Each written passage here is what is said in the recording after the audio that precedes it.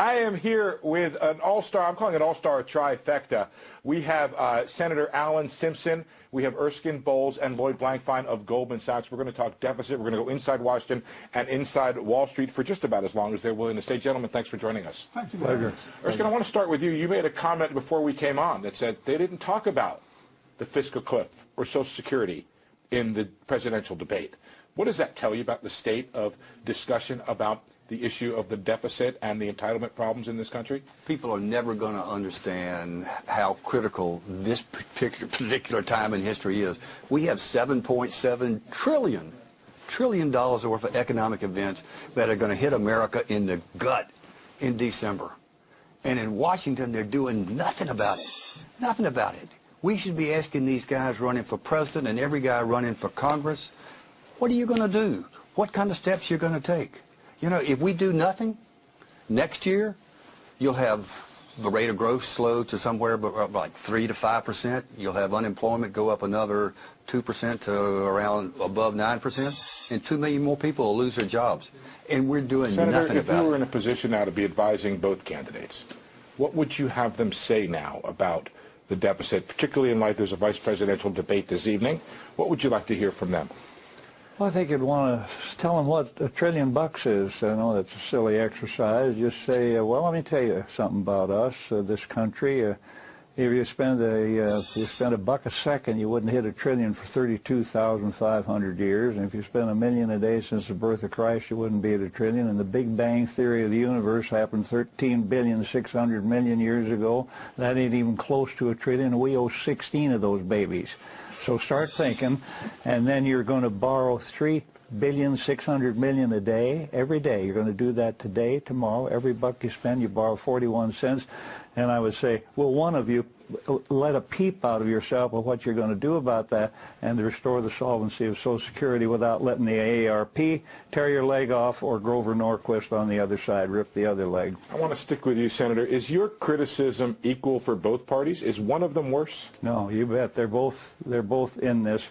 They worship the god of re-election. They're figuring all that and how to duck every hot issue before November 6th, and then Erskine says the whirlpool of $7 trillion going to hit us like a The dollar collapse will be the single largest event in human history. This will be the first event that will touch every single living person in the world. All human activity is controlled by money. Our wealth, our work, our food, our government, even our relationships are affected by money. No money in human history has had as much reach in both breadth and depth as the dollar. The dollar is the de facto world currency. All other currency collapses will pale in comparison to this big one. All other currency crises have been regional, and there have been other currencies for people to grasp onto. This collapse will be global, and it will bring down not only the dollar, but all other fiat currencies, as they are fundamentally no different. The collapse of currencies will lead to the collapse of all paper assets, and the repercussions to this will have incredible results worldwide. Thanks to globalization and the giant vampire squids of the Anglo-American Empire, the dollar is the world's reserve currency. It supports the world economy in settling foreign trade, most importantly the petrodollar trade. The money is then recycled through the City of London, not to be confused with London, and Wall Street. This fuels corporate vampires that acquire and harvest the world's wealth. The corporate powers then suppress real assets like natural resources and labor to provide themselves massive profits.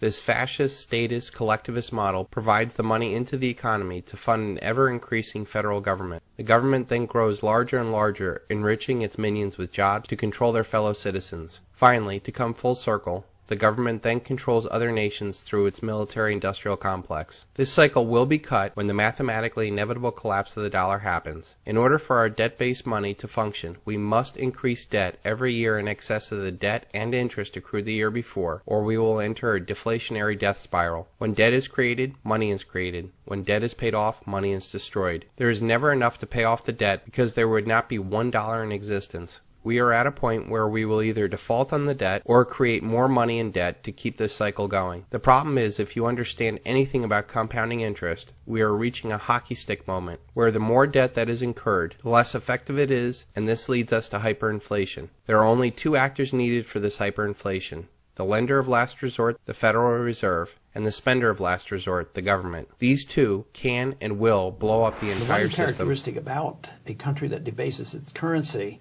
and goes to a paper currency, the currency always self-destructs. It always ends. It is declared by government that this is money, it's paper and it's money, and it's by government declaration. Where if you use a gold coin, the value comes from the marketplace, and government can't reproduce this, so it's always exchangeable, and the people will accept it. If this is sunk on a boat in a ship now, or it was 500 years ago, you dig it up, it has tremendous value. There will be numismatic value plus the real value of gold.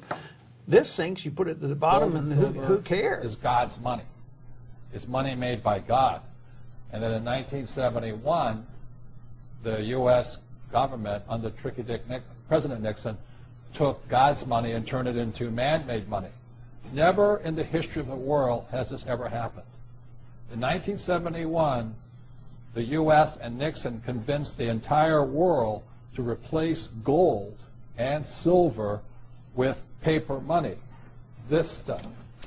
Cash is trash.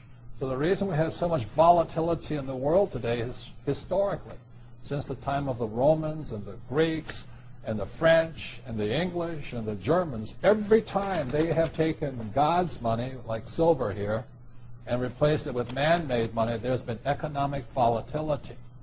Now the problem is, so the dollar is going to keep dropping. So one of the reasons I can predict what's going to happen is I can predict the dollar will keep dropping simply because the U.S. government and now the euro, the European central banks, are printing so much of this trash.